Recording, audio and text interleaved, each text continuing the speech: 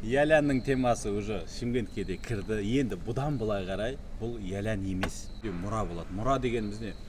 Біздің ата-бабамыздың артынан қалған ұлы жібек жолын қайтадан жандандыру мақсатында және біздің ұрпағымызға із қалдыру мақсатында. Бұл мұраның негізгі иесі, бастаушысы Қуан мырза бүкіл Қазақстанға сіздердің қалаларыңызға, сіздердің ауылдарыңызға кіргізіп беру. Қуан мырза заводтан бүкіл затты әкеліп беріп, ең төмен бағада сіздерге затты кіргізіп беру.